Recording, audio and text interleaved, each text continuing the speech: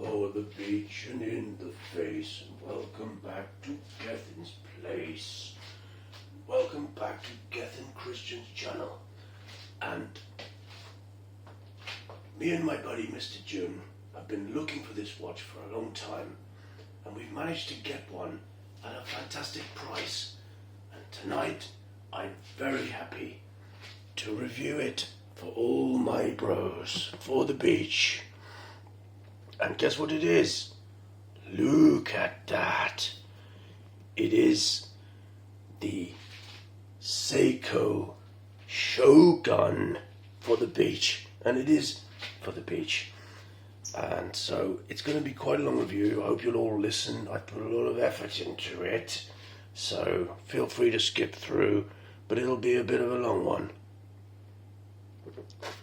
Let's get it underway. This is, and before I say anything else, let's take him off the cushion for a closer look.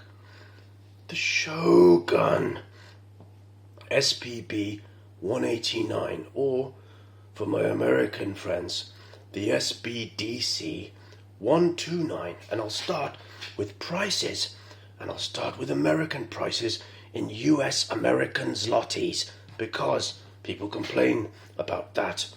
And I think in America this watch was released in 2020 for a list price from Seiko of $1,500 US. I think they sell around $1,200 from other vendors, so that's the normal price. And in Britain, Old Albion, the list price new from Seiko is 1,410 British shekels. Quite ridiculous, but the normal price in Britain is around 1,000 to 1,185 GBP.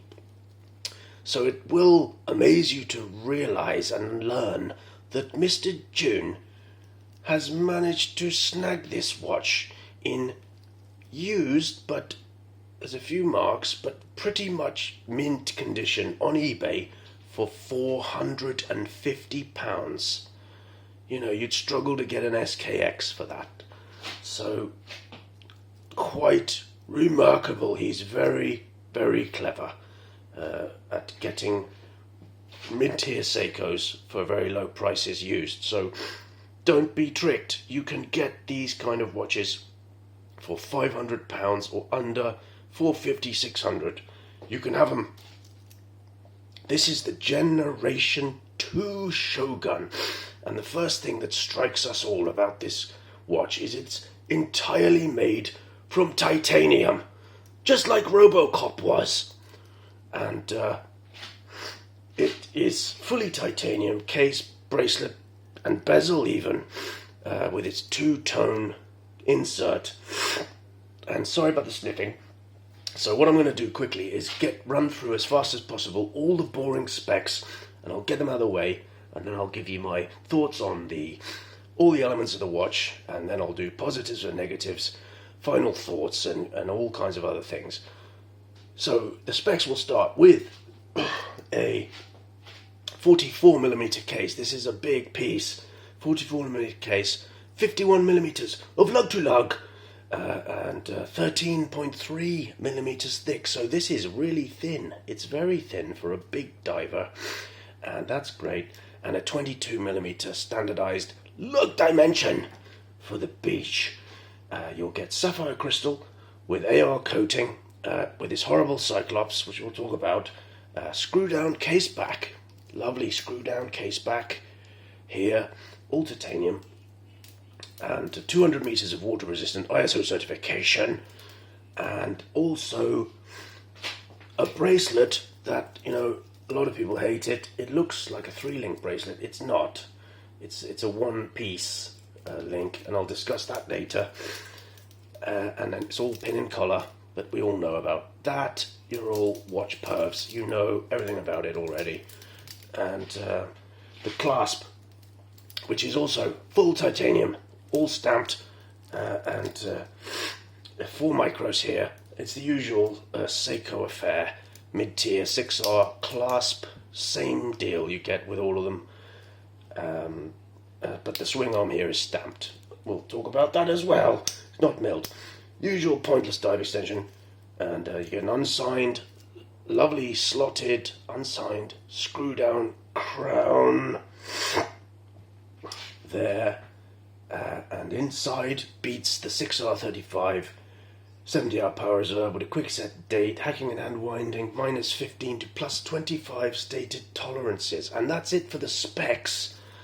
So it's expensive for what you get, although titanium is more expensive than steel and harder to work with. It is, however, fairly comparable to the price of the other mid-tier 6R Seikos, the Willard, the 62 Mass, the Slim Zolf, and others, to name but a few, in the lineup. All are overpriced, in my opinion, and I wouldn't buy any of them new. But great deals to be had on the used market. Look at him. Just look. Look at the fucking state of it. I have wanted to get my hands on one of these for a very long time, and finally we have it, and I have been very impressed with it. I've been wearing it all day. I went to watch Winchester City play football today with it on. It's just, I love it. I really do. It's fucking freaky, bros. And I hope you all like it too. Massively underrated Seiko watch. The case, now we'll move into the case, which of course, as always with Seiko, is by far the best part of this watch. It's incredible case. This dull titanium. And one thing I'll say first before anything else, I've tried to polish this thing up. Titanium is very difficult. I've never had a titanium watch to play with. It's very hard to polish them up to make them look pretty, because they seem to, like, even when you wet them and you try to wipe it off, you always end up with little smudges on them. It's a bastard on the wrist, but he's a behemoth and a sight to be seen, so we'll forgive him. It's hard to get rid of the marks, but that's just part of the pleasure. And it has incredible sharp lines and strong looks. I think it's beautiful. The Shogun and Shoguns were hereditary military commanders in feudal Japan of olden times, and they were ruthless military dictators and held more power than the emperor himself. They were the de facto rulers of ancient Japan. And the watch's similarity to a shogun's battle armor and helmet, etc., is where the inspiration for the watch has been taken. It's akin to the similar looking samurai, but to me the Shogun is far more attractive than the samurai. They're not quite the same as this isn't quite the same as the 2008 original Shogun, but it's pretty much identical, and I think enough of the design elements are retained, leaving us in no doubt that this is a Shogun, and it's for the beach. Just look at it. The flanks and the tops of the strong downturned lugs, drilled lugs, are brushed exceptionally well, as Seiko always does. And you have this beautiful transition into high polish at the top and bottom of the case. Look at that. It really looks amazing. All along the outskirts of the case. Look at it. Shut the fuck up, bros. This thing is fucking retarded, and I absolutely love it. It almost looks like Zaratsu polish. It's not, but it's close enough for me. And then you have these beefy crown guards, very beefy, protecting the 3 o'clock crown, not 4:30, not 4. And it looks wonderful. It really does. The bezel, moving to the bezel, which is deeply notched here with these triangular notches and has a 2-tone insert. I would have preferred all black. I would have preferred it all black. But it is not unattractive by any manner of means. The insert colour, I think it's... What is it now? It's a sort of bronze grey anthracite colour. Maybe a hint of copper in it, from the 15 up to the 60. And the first 15 here is all black, with a loom pip shrouded and protected, as all of us like to see. The Cyclops, get rid of it! But it's just, they keep doing it. They keep putting these things on mid-tier Seikos and just get rid of them. I know you can take it off, but it might harm resale. Some of you probably like it. I fucking don't. Look at it. It looks absolutely ridiculous. I mean, have you got eyes? Are you deaf? Exactly. That's what I was thinking, bros. But it has a... It's a lovely... It's a very nice... It's a loose... Very loose bezel. Loose resistance. And listen to it.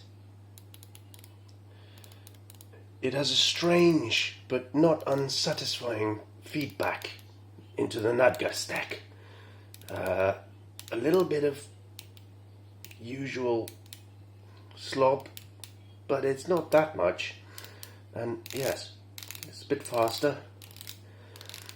I think it's due to the titanium that makes it feel this way. Never felt one quite like it, but it is nice, and I like it. I like that.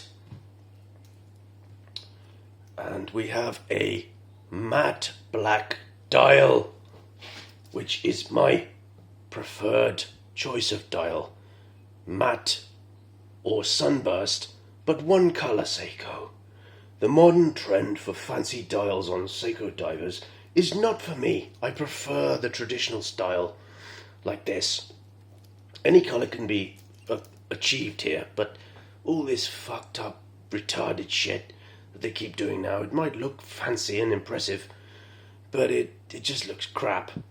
Keep it simple and plain. That's the way I like it. The indexes here are the only noticeable visual departure from the Gen 1 SBDC129 from 2008. They had dot-style indexes full of loom, but they've been replaced with these inverted trianguloids, and they are lovely. Full of loom again. And I like them, but you know, you got a double marker at 12, and the handset is more or less the same as the original. It's slightly slimmer and more refined, and I think the addition of this rose gold seconds hand is a sight to behold. I like that. Look at it as it sweeps around at 3 hertz around this black toothy dial. Very pleasant, and it's welcomed by Gethin. Now this is without doubt. Let me put him on the wrist. Sorry guys, I'm fucking trying to look at notes and do it in all in one take, and it's not easy for a fucking pleb like me. But look at that on the wrist, and it's light as a feather. There's nothing to him. It's 117 grams on the bracelet with 2 links out. 121, I think, with all links. It is literally, I mean, this watch should weigh over 200 grams. a 44mm dive watch. And, it's a joke how light it is, and it takes some getting used to, and a lot of people don't like titanium. I love it. It's just so comfortable. I've worn it all day. Amazing. Amazing to wear. Compared to Hui. By the way, Hui is Polish for cock. For all of those of you who've heard me say that word. Marine Hui. Hui is just the Polish word for penis. Anyway, it's just stunning. And it's one of my favourite Seiko designs. It's pure Seiko, pure Japanese. You can't mistake it for anything else. This thing, it's a luxury. Is it luxury? Well, £1,000 for most people is luxury money. I mean, you've got to be mad to spend over £1,000 on a fucking watch. Most people would think you're an idiot, but we are idiots. So it is a luxury item. For most of us, look at it. Anyway. But, this watch is, as the Macho Man once said to Mean Gene, unjustifiably in a position he'd rather not be in, because he's one of Seiko's least popular and least sold Prospex divers. Staggering to me, but people don't buy them, and I wouldn't be surprised to see him discontinued, in the future. But it's amazing. Anyway, that's where my sycophantic fanboying will end for today, because we have a lot of problems, or a few problems here, as we've sadly come to expect from our Seiko Hattori family friends. And they are too great to overlook. And so I will mention them now. And I'm sorry for all you Shogun lovers, and I love it too. I will buy this watch for sure. But I mean, negatives. If you haven't already spotted it, have you spotted it? Look at that.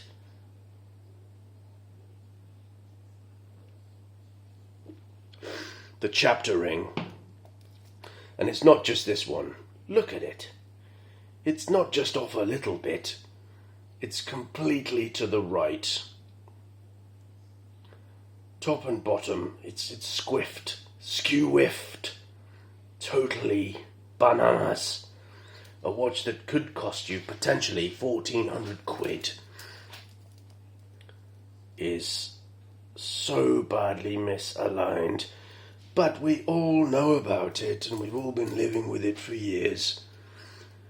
As long as I've been watch collecting, Seiko has had this chapter ring issue. Apparently, in the old days, before my time, before sort of 2014, 15, they used to actually get them right, but they don't.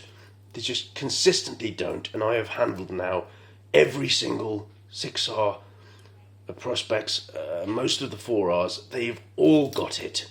And this Shogun has it, and I've read that they've all got it. It's just unacceptable. And that's shit. The second thing I can't abide at this price is this, well, and any price, and all of them, this stamped shell of the clasp. No ratcheting. You have the Seiko dive extension. Look at it. Oh, hello. Hello. Hello there. Look at me. I'm fucking useless. Ah, shut up. Look, I'll just put it back. Go away and never be seen again. And, this stamp swing arm, and it's alright, and it works, but at this price, you should have milled out everything. And, Doxa can do it. I mean, this is more expensive, but other watches are doing it for less. So that's the second thing. The worst thing about this watch is the accuracy of the 6R35 movement. And I know we've probably been unlucky here, and I'm not sure if this watch has been dropped by its previous owner. It doesn't look like it has, but it is running at plus 30 to plus 35 seconds a day when worn. God knows what it does when it's just sitting in the box. So it's out of the tolerance spec.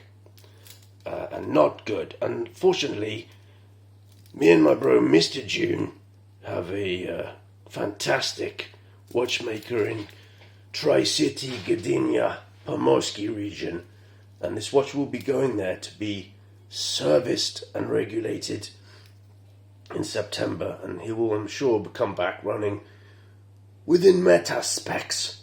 But fucking hell, plus 30. I mean, come on. Is it a watch? What is it? It's a watch or a loudspeaker, or is it a kettle, a toaster? I don't know. Is it a microwave? It doesn't tell time. So that is the worst thing about this one. But I've watched lots of reviews about these, and most of them run fine. This one doesn't.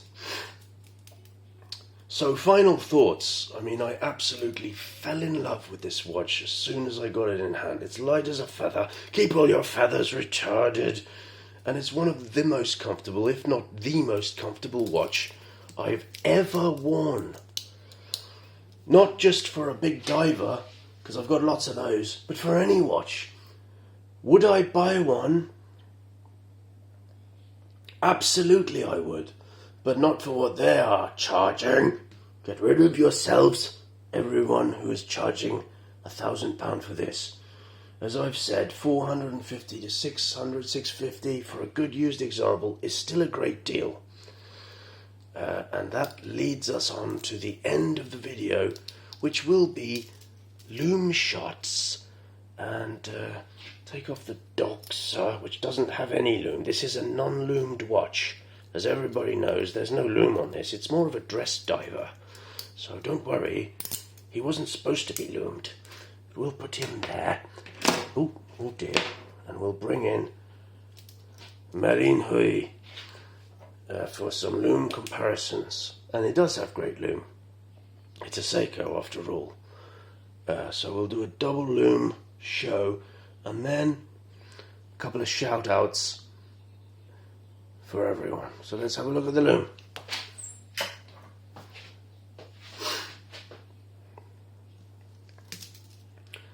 Pretty freaking good, bros.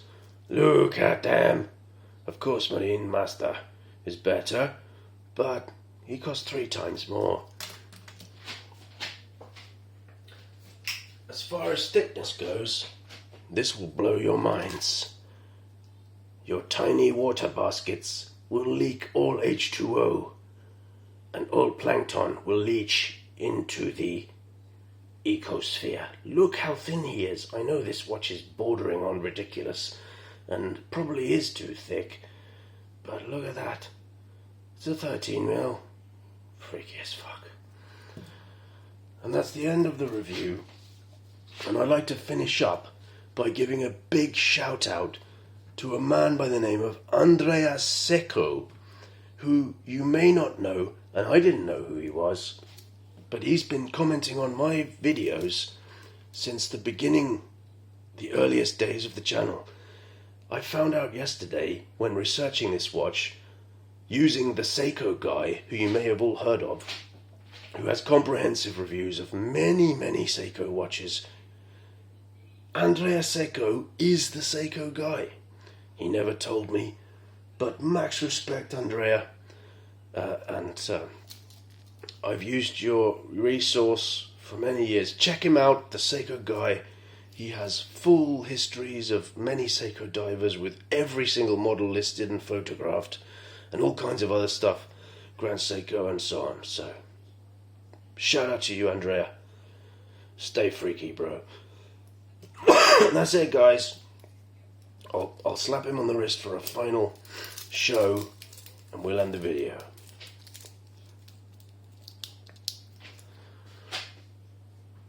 What's up to all the subs, everyone who stayed to the end?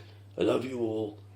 Stay freaky for the beach, feathers retarded, and never give up. Next time I'll see you again with the Casio Duro 2 models.